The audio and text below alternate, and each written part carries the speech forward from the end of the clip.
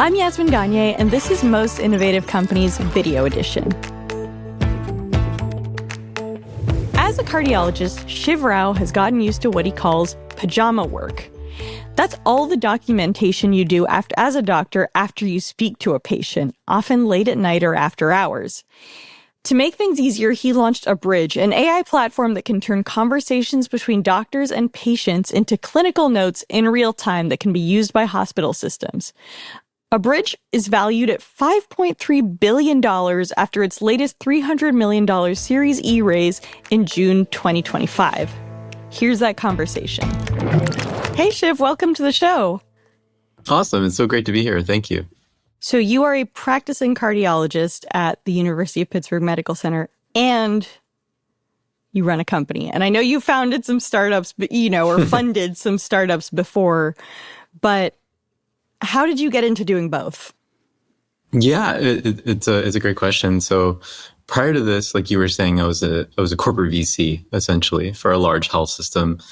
And I got to put money into startups. I got to learn osmotically from founders and from boards. And then in late 2017, early 2018, I just became obsessed with this idea that underpins Abridge. So quit that job to just fully focus on what we're building right now. Abridge sort of came about before we started to see even OpenAI really take off. When did you start to see kind of the potential of machine learning in a clinical setting? Yeah. In the mid-2010s, deep learning was really starting to take off. I think we were all on notice as doctors, as people inside of health systems, that machine learning was about to do something really interesting in terms of assisting, augmenting, or even automating workflows. And deep learning started, I would say, in the computer vision space. Like radiologists were the ones who were sort of championing this technology. And I remember as an investor, we got to put a good amount of capital into Carnegie Mellon University. We started a machine learning and health program. And that's where I met my co-founder CTO, Zach Lipton. He's an associate professor over there.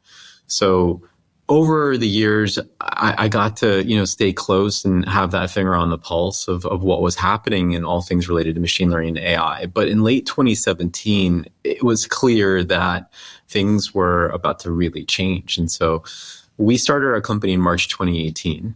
And as it happens, that was what, just a few months after Google Research had published that paper, Attention is All You Need. And that was the paper that sort of blew up the spot in relation to all things transformers, the T and GPT. So we started with pre-trained models like BERT and then BioBERT and then Longformer and then Pegasus and T5, but basically different types of pre-trained models that predated LLMs. And I remember, a lot of VCs would say, being early is being wrong. But what we've learned is that not if you don't die. If you can stay standing, it's actually first mover advantage. And so when LLMs came out, we took advantage. Now, you built your own LLM, is that correct? Well, we fine-tune LLMs, absolutely. So we see ourselves as an AI native company. And what that means for us as a company that's focused on one vertical industry, on healthcare, is that we just try to go millions of miles deep on the challenges that we're trying to solve. So we can reach down one or two layers deeper into the stack than I think most companies, and we can fine-tune models. We can train our own models where it makes sense, and we can also do what we call post-train, or what researchers call post-train. And that means we can leverage all of the edits that our users are giving us on a daily basis, and that could be millions of edits every week. And all those edits can feed our models to be that much better all the time. And so what we've learned over time is that the difference between a party trick and an enterprise-grade platform is that scientific layer, is that ability to hit maybe 15 to 20 LLMs to create one piece of output. And maybe 14 of those LLMs are your own proprietary fine-tuned models, and maybe only one of those hits is an off-the-shelf web-scale model. But regardless, like being able to think maximally, I think can make a huge difference. The question people have for sort of any sector-specific, company that uses LLMs is, could the giant LLMs eventually become so good that they can compete with you on what you've built? Like, how do you think about that going forward, especially with the rapid pace of evolution in the space? Yeah, it's a great question. I remember there was like a Sam Altman quote perhaps it was last year, like Times a Circle. I don't remember. It could have been more recently, where he said that if a new model, a new web scale model comes out from an OpenAI, or it could be from Anthropic or Google or whoever, if that model comes out and you celebrate the new benchmark, the new discoveries, the new performance, then you're going to ride incredible waves. However, like if the new model comes out and you're scared, if for some reason you're nervous about how the floor has risen, well, you might be screwed. So I think a very, very convenient perspective for him to have. Also, like, let's be very clear. Totally. No question about it. But there is something to be said about that, because like the ground is shifting so quickly. Things are changing all of the time. And I think that across different verticals, industries, there are some specific use cases, some specific problems where you're never going to be perfect, and you'll always be able to be less than perfect. You'll always be able to go even deeper. And those are the opportunities where you can create, real value. You can build a company that can create incredible impact. You were talking about I'm going to misquote you here, post-tuning. Post-training. Post-training. There we go. Post-training. And I wanted to also talk a little bit about what your models are trained on, because I imagine most conversations with doctors and clinical data is private, right? How does that work? Absolutely. Yeah. So these conversations are sacrosanct, and just sort of give you a sense of like what we're all about. We truly believe over the next 5 to 10 years that we're not going to be able to fully automate a doctor or a nurse. And I think the folks that are out there saying that we'll be able to fully automate all the things that they do don't really understand all the things that they do. And I say that with all the bias in the world as a practicing cardiologist. There was an American Journal of General Internal Medicine article that was published a few years ago that suggested that doctors need 30 hours a day to get all of their work done. And so what we're all about at Abridge is trying to find a way to unburden them as much as possible from all the clerical work that crushes their souls at night. And, the conversation, we believe, is actually a platform. We can leverage that conversation to get at all of these different tasks and jobs. And clinical documentation is one of them. Certainly, like that's been the one that we'll continue to go deeper and deeper on. But moving from there, we can get into tasks that are immediately adjacent. We can get into order entry, for example, back into the medical record. We can get into... Well, you all are integrated with Epic, right? Yeah. We integrate with Epic, and we integrate with other medical records as well. But being able to be in that workflow, I think you're pointing out, is like absolutely crucial. You want to, we think that the ideal user experience feels like good air conditioning, where you're not aware of it. When it's set right, you're just like comfortable and you're focused on all the other things. And so that said, we are moving now increasingly from like a mostly passive experience that's just sort of happening for you in the background into something a little bit more active. But back to your initial question around post-training, every single day we are able to, with a good amount of our health systems, we're able to leverage edits that people are making. And we're able to leverage those edits to actually like fine-tune our models, to actually train our models to be that much better. But I guess what I'm wondering is, like, aren't those edits on confidential information? Or do you have a way of kind of anonymizing it? Like, what does an edit look like that you're able to actually see and use? Does that make sense? Yeah. So de-identification in healthcare is so important. And so, we get feedback that's qualitative, and then we get the feedback that are literally like edits to notes, for example. The qualitative feedback, by the way, is absolute gold. Like, people will actually break down for us exactly what they want to see from their notes, and we can leverage that absolutely. The quantitative feedback looks like people actually editing the output of the AI. And that as well, when we've got these de-identification pipelines in place for some of our health systems, we can leverage as well, and that gives us the ability to be continually improving. That makes a lot of sense. Let's get into your valuation, which is crazy high. You've hit a 5.3 billion valuation this year. You've raised so much money. You raised 250 million, and then 300 million with, from people like A16Z and Coastal Ventures. Why did you need to raise so much money? I think it all comes down to what we're working backwards from. We are here to really, we've burned all of our boats. Like, we're here to build and be on a decades long journey with all of our health system customers. And we absolutely believe that these conversations do represent this platform opportunity where we can get into value creation across any number of use cases that help the clinician, that help the patient, and also help the system. To give you a sense of what I mean by that, in this country, we're not compensated for the care that we deliver. We're compensated for the care that we documented that we deliver. So all these notes, they're actually bills. It's called revenue cycle.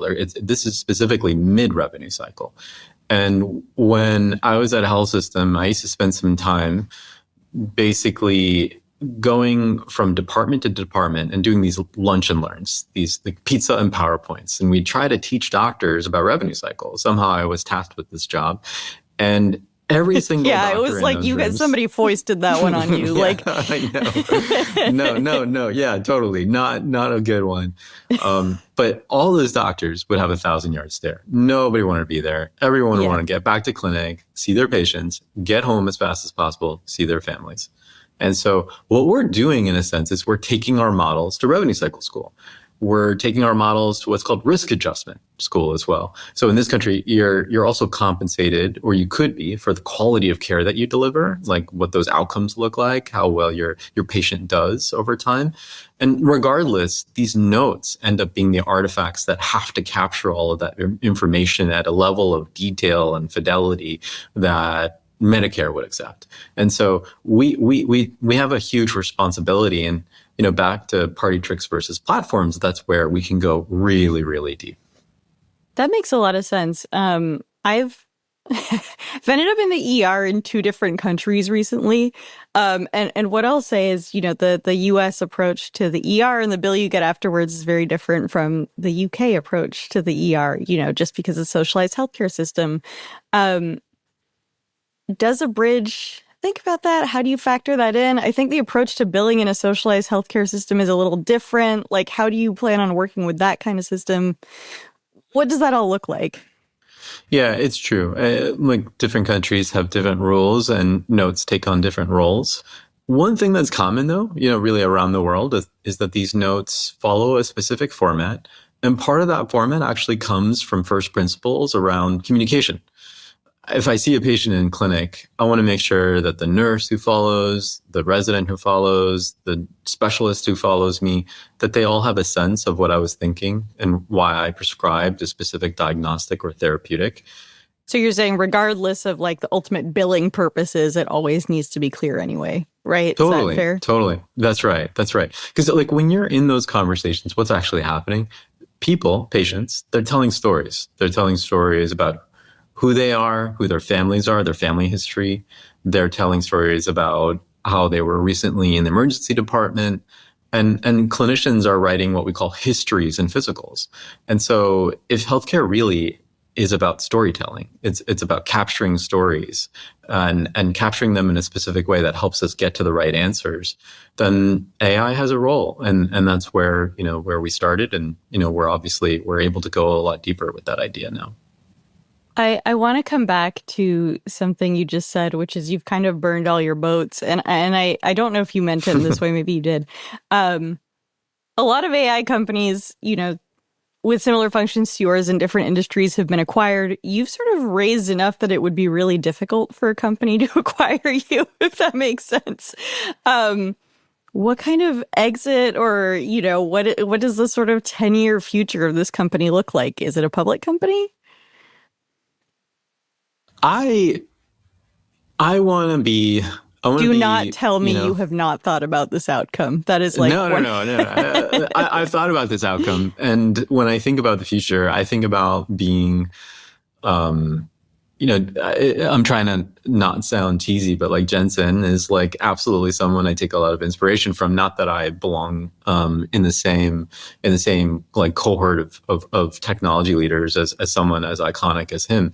But what I admire so much about him is that I email him and he responds to me like within a day, and he reads everything. He's engaged like across the company, and there are other leaders out there across different industries who I think have somehow CRISPR'd their companies into their DNA, and that's the kind of mission that I think we're on, where it's not just me, but others in the company really carry everything that we're working on. It's all integrated into who we are and our identities. And so I picture myself being much older than I am and much grayer than I am.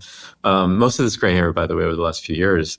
But and you're saying that as a cardiologist? Yeah. Well, the last few years haven't been hockey stick growth. I think they've been more akin to like telephone pole growth, really. Like the ChatGPT moment just absolutely opened up the skies for us. And in a way, what I didn't realize is that 3 years before that, or even 4 years before that, we were pre-selling. We were seeding the market. We were doing these demos with models that predated LLMs. And we were talking about generative AI, and people didn't have the words yet. But when ChatGPT kind of came out, it just blew all of these executives' minds, but also clinicians wondering what could this technology do for them. That we got a bunch of calls back from all the people we had spoken to over those previous years, and we had the opportunity to just like run into the moment. You're integrated with a lot of pretty big health systems, and it seems like it was a little harder to convince them to use Abridge prior to ChatGPT. Can you describe just proportionally, how many people said yes after that sort of ChatGPT moment? What was that like? Yeah, I spent so much time in 2021 and 2022 doing these demos on Zooms and on Teams meetings. And we would do a demo, and then they would ask me to put my hands up because they couldn't believe it. But I could tell that this was novel, and it was like fun for them to like see this demo, but it wasn't something that they were seriously considering. I think where a lot of stars had to align is that there's a public health emergency, in the United States, where 2 out of 5 doctors don't want to be doctors in the next 2 to 3 years, and up to 30% of nurses don't want to be nurses in the next 12 months. And some of them want to start companies.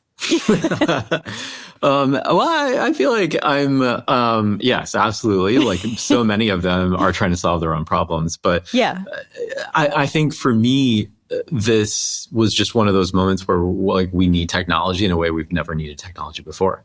And if we don't find a way to unburden them, if we don't find a way to automate the things that we can automate and assist them where we can with technology, then we're going to be in a world of hurt. There's patients I've seen in the hospital who've driven 5-6 hours from a rural setting because of the rural hospital had to shut down. So this is one of those moments where a market and a challenge and a technology just like perfectly fit. And these next few years, I think, will be wild to see where things go.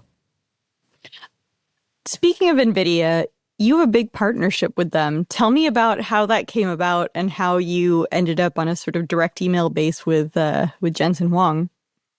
Yeah, so my co-founder CTO, Zach, he's an associate professor at Carnegie Mellon. He's full-time with us, obviously, and based in San Francisco, where most of our engineering and AI is centered. And he had a research colleague, I think from his PhD days at NVIDIA, and that was like a really nice, warm kind of connection that we had with someone there to discuss the work that we were doing. We also connected with their ventures team, and the way they operate is that they don't typically invest, in my estimation, unless that there's real research synergies, unless there's real work that we can do together. And so when we kind of unpacked a lot of the more scientific challenges that we were going after, and we were able to kind of recognize that, we are prepared minds on both sides, and there are existing relationships. I don't know. There were a lot of reasons for us to work together, and so the investment happened. But I'll never forget the day that Zach and I actually pitched Jensen in a room, because what was his leather jacket that day? Crocodile, normal. He was wearing a black jacket that day, but it was more of like a members only jacket. It wasn't a leather jacket that day. Interesting. So yeah, I don't know. He contains multitudes. But I remember when we were in that room with him, it it was the day after earnings call. So it was like high fives all around NVIDIA. But he was in a good mood for sure, but we like pitched him. And at the end, it felt like stand-up comedy. He was just sort of like, it was like, great company. I don't know about the font, but it's a great company. And then he proceeded to sort of unpack Did you use font. Did you use Comic Sans? You used Comic Sans on your PowerPoints. No, we used our actual font. Our designed, our he was saying beautifully like designed. The font on your software was bad. Yeah, he didn't like exactly. He didn't like our aesthetics. Yeah. It was pretty brutal. So we subsequently put that on a t-shirt. And some folks and you continue changed to wear the it font. proudly. Did you change the font? No, absolutely not. I mean, like, I say this with absolute respect, but like, I don't know if NVIDIA is like the pinnacle of taste as far as I'm concerned. People can barely pronounce the company name. I'm just thinking about the green, it's not my sweet spot, but all respect to them. Now, what does the partnership with NVIDIA or between Abridge and NVIDIA actually look like? Yeah, it looks like going after research challenges. So for a while, we were working on speech recognition technologies. We were sharing nodes. We were leveraging some of the modules, some of the technologies that they're building on the software side. We were working together to make our models that much more efficient. And obviously on the compute side, getting access to technologies from them is a huge boon for us as well. Even if we're not serving, and from like an in-house hardware stack, being able to train models or have that optionality is a pretty big deal. In terms of after you launched, expanding the offerings both for doctors and for patients, I guess, I understand that you have a ton of languages available on the model now. Yeah. I was really impressed that Creole was on there, for instance. Yeah. There are so many challenges in any kind of doctor-patient relationship. What's on the roadmap next? And also, how do you prioritize? Yeah. So for us, it's really about making sure that we can serve every single clinician in every single specialty in every single care setting. And then making sure that we can help every single one of those clinicians feel like almost near omniscient caregivers, advocates for their patients, helping them feel like superheroes while they're in the moment. So in terms of languages, what's different about this world of conversations and dialogue is that you have to meet the patient where they are. And I might see a patient who speaks Nepalese, and I don't speak Nepalese, and so I need an interpreter in the room. And so that's the kind of complexity that our technology needs to be able to lean into. We need to be able to build technologies that don't get tripped up when there's multiple voices in the room. We need to make sure that we can understand, our technology can understand and translate different languages. And so we could probably support well over 90 languages today. Now, we want to always, because of that scientific center, benchmark our capabilities. And so we've probably benchmarked maybe like close to 40 of those languages, but that doesn't prevent people from using it in Los Angeles in Farsi, as they do every day. And probably in California every single day, there's tens of thousands of conversations. And like you said, Haitian Creole and Brazilian Portuguese and Mandarin and of course, Spanish. I am curious, I remember talking to Harvey, which is a sort of legal AI tool.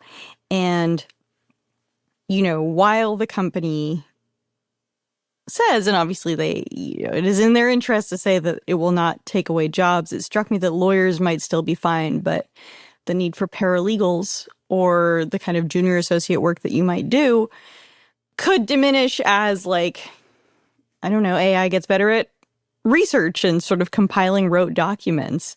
What, are there any positions that you think could be eliminated through Abridge? Whether that's interpreters or any kind of nursing work. I understand it was designed to solve the pain point of a doctor coming home and having to make all these notes, but there are so many ancillary jobs in any hospital. Yeah. Well, healthcare is a very interesting industry. You'll have to fact check me, or I'll fact check myself later. But I think there are papers out there that say that by 2028, the United States is projected to have a shortage of about 100,000 healthcare workers. And it's roles like nursing assistants, nurse practitioners, and also, of course, clinicians. That's a big deal. Like, and like we've got a real issue here. And so it's one of those, I think it's one of those industries where there's like an absolute kumbaya story around what AI can do. It can like augment, and help us like meet this moment in a way where there isn't that casualty of war, the way there could be in other industries. We have one health system where in the basement, as I imagine, at least in the hospital, there's like hundreds of people, in a windowless setting, or literally reading doctor notes and making sure that those doctor notes are compliant, that they check off all the boxes. And those same humans could absolutely be elevated to something more creative, something harder, and that's basically like what this, I think, motion for AI in healthcare is going to look like. Is there is this refrain, and it's kind of contrived, but like top of license, what does that actually look like? And I don't think we know. And I think that's what's going to be really exciting as well as over these next few years, is that we're going to figure out across any number of different roles what that actually means. At the same time, we recently had an author on who was talking about, she wrote a book about sort of private equity's influence on various industries in general. One of them was the healthcare industry. And, you mentioned so many rural hospitals closing, for instance, or the fact that, once a private equity group, for instance, gains management of a hospital system, their incentives are to cut costs. Like, I can see Abridge being part of that, whether that's intentional or not. How do you think about that? Well, I think in terms of costs, once you see Bommel's cost disease somewhere, you see it everywhere, and you're familiar with those graphs where education is plotted and healthcare is plotted, and things are out of control, of course, in relation to healthcare. And so I think at the system level, every single technology company, and certainly any company that's leveraging AI, needs to shoot for being deflationary. Like, we need to find a way to improve outcomes and decrease costs at the system level. And so that's certainly, I think, part and parcel with our mission. We believe that we're at a moment where we can actually get after that in a way that technology companies haven't been able to in the past. But it's going to take a couple things. One important thing is that the industry is going to have to find a way to not just embrace this technology, but in a sense, put their arms down. There's a concern right now that between, say, a provider and between a payer, that if they're both leveraging these AI and like agents to do X, Y, Z, could it be agents fighting agents? And that's not the world that we should shoot for. That is, I don't know where that leads us, but probably nowhere good. And the most interesting, exciting technologies, and I think when we invoke the word disruption, I think it's about business model more than anything else. And if we can seize this moment and use this tool to actually introduce the business model that threads the needle through the people who matter most in healthcare, and that's clearly the clinician, but most importantly, the patient, the person, then what does that world look like? And I think that's the opportunity that we can't afford to not take advantage of right now. Do you find patients ever wary of the software, or I guess it integrates so seamlessly that they wouldn't even know it's being used? Well, they should always know, since consent is critical. Healthcare especially, trust is table stakes, and this data, as you were calling out earlier, is so private and personal. So they absolutely have to be aware. But what's been fascinating to watch, to observe over these last 5 years, is that the zeitgeist has just absolutely shifted. People know what AI is. People are using this technology increasingly in their daily lives. And so when the clinician says, hey, can I use this technology? It's going to help me focus on you instead of all the distractions that get in the way. They get it. They're like, yeah, absolutely. And we're also seeing at some health systems like University of Chicago, for example, they published a paper that demonstrated that patient experience scores improved. They actually said they were happier with their care. Another health system, Reed Health in Indiana, had the same sort of outcomes coming back. And so that it's hard to quantify that value. It's hard to get paid for that value. But that value proposition around helping people be more present with each other, I think is arguably the most profound impact that we're having right now. You mentioned having the kind of first mover advantage. There are other companies in your space. I'm thinking of Nuance, for instance. How do you think about competing with them? So Nuance, owned by Microsoft, and obviously Microsoft is everywhere, and they have their playbooks. And so, yeah, absolutely, we've been in this David and Goliath sort of situation. Is it like? But is it? I guess I'm curious. Like, is it like a Lyft and Uber situation where you're competing on every deal with a health system, or what does that look like? Yes, we see them. We see them every health system, and I think part of it has to do with how we've segmented the market. Healthcare is not homogenous. When in the market, there might be an independent PCP down the street. There might be a direct primary care doctor, a concierge medicine clinician who's taking cash payment out of pocket off the insurance grid altogether. On the other end of the spectrum, though, there are the large health systems. And if anything, we're going to see more and more clinicians affiliated in some way with one of these large health systems. At this point in time, it's about 75% of the doctors in this country affiliated with a large health system. And those large health systems have huge challenges. It's not just about integrating with all the different technology stacks. It's also about being able to, create clinically useful notes that all the different types of doctors resonate with, but also that work in all the different settings, that can understand all the different spoken languages, that are also compliant. And that word compliant is like it's a very meaningful term for us internally, because it speaks to those lunch and learns I used to oversee. It's like being able to help clinicians not have to worry about all that work and just focus on the patient in front of them. And so that end of the spectrum is where Microsoft, certainly Nuance, focuses, and that's where we focus. And so, yeah, absolutely, we see them all the time. How do you convince people to join Abridge or to pick Abridge? Yeah, well, I think we hit totally different, to be honest with you, and I think that we're headed in very different directions as well. I think. In what sense? Yeah, I think that the way companies are so interesting, they're such an alchemy of different ingredients. And especially you're saying the vibes are really different? The vibes are so different, for sure. There's no question about that. There's no question about that. But like, for example, let's start with vibes. Like, we have a for clinicians by clinicians ethos. I was on a call earlier today with one of our large health system partners, and I just watched and observed as one of my clinician colleagues in the company ran the meeting and took the feedback from all of these doctors asking for XYZ feature.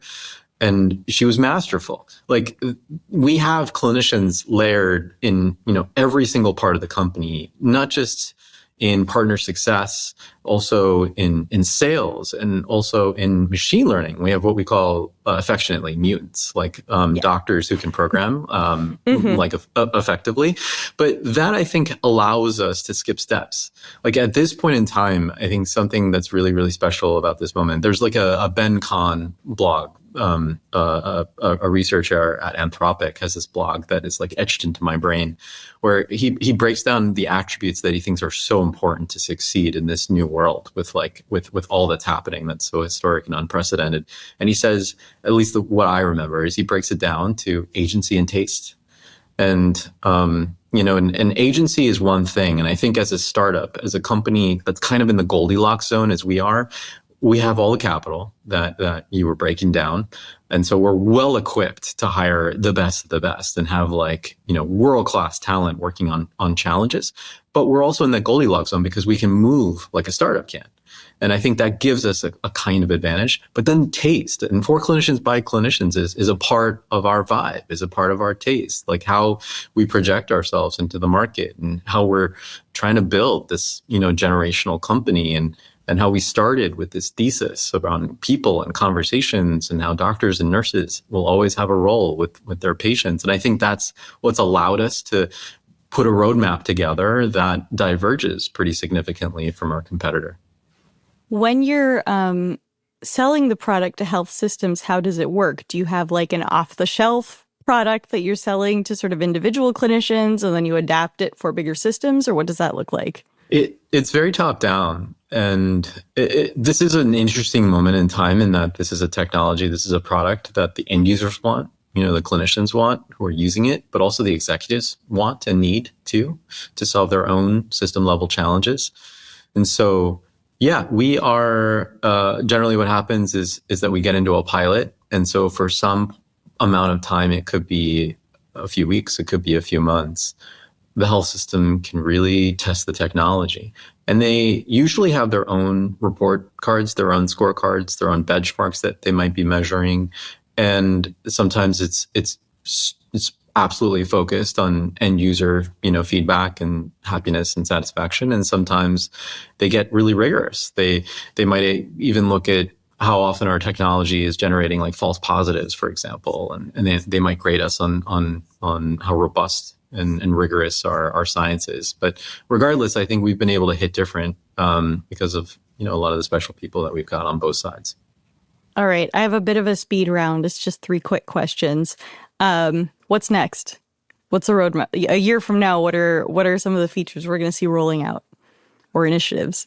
Yeah, the thing I'm most excited about is that we're moving from being mostly passive, like that good air conditioning idea, to a little bit active, like active. Being again. Loud air conditioning. No, I'm just kidding. And it's not like flashing lights. It's not beeping sounds.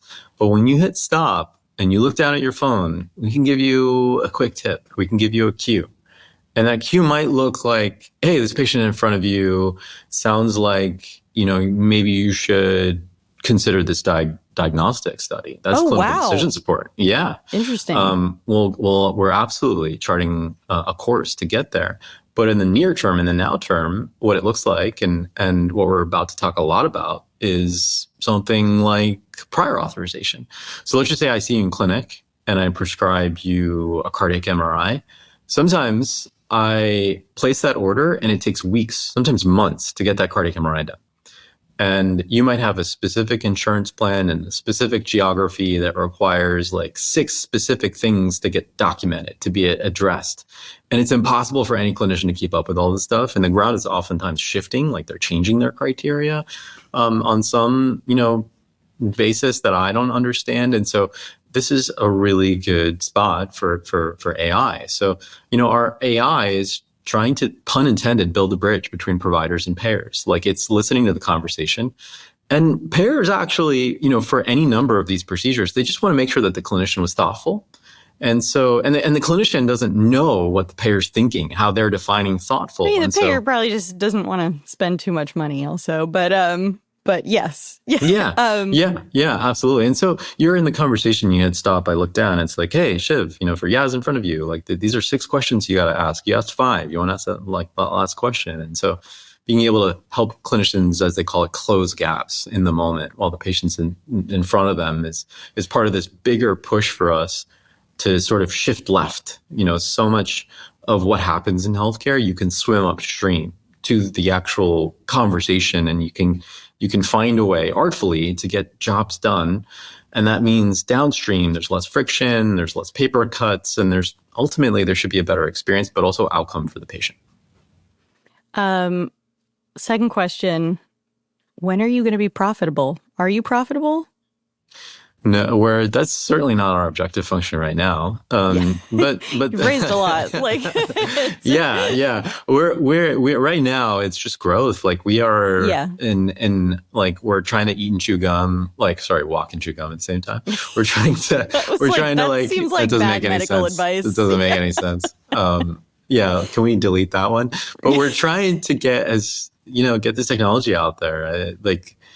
It's as much distribution as we've got, there's still any number of clinicians who don't have this technology. And so being able to grow right now is a top priority, but also being able to innovate at the same time and get into these new use cases, these new features and experiences is a big deal. So that's what we're focused on right now. But I think in terms of thinking about profitability, in terms of your earlier question about thinking about going public. Those are certainly things that float in our heads, but and we're prepared minds on how those adventures could go down, but not today's sort of obsession. Yeah, that makes a lot of sense.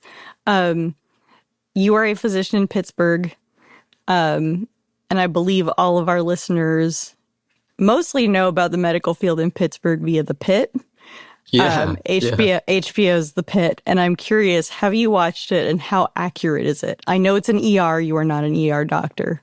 Yeah, that show is really accurate. Clinicians. Really? Oh, totally. This Very is like, stressful. yeah, I know. Very stressful I mean, show. this is one of those shows that I think has like helped a lot of doctors feel really seen. That's like the refrain I keep hearing. Yeah, and the writers for the show like know what they're doing. Like they might concentrate a lot of stories and a lot of action into, obviously into the structure of like. There's not a mass shooting every day. Yeah, exactly. But the way they react and the way they practice medicine is absolutely accurate. It's funny. We're having we have like these annual conferences, like customer conferences, and we had our first one last year. So it's still new to us, but we're having another one this year where we try to get Noah Wiley to do a fireside, to do like a. Damn, that'd be good. But yeah, he was recording like a show at the same time, so it didn't work out. But. Him and his mom keep going on the news to talk about gaps in the healthcare system. And I'm like, I love you. Maybe a doctor should talk about this.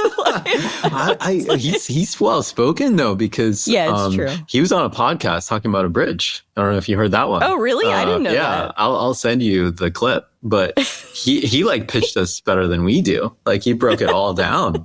It was pretty impressive. He'll be your spokesperson. Be like, I'm not a doctor, but I play one on TV. Yeah, exactly. And I use Abridge on television. I love it. Well, this was great, Shiv. Thank you so much for coming on the show.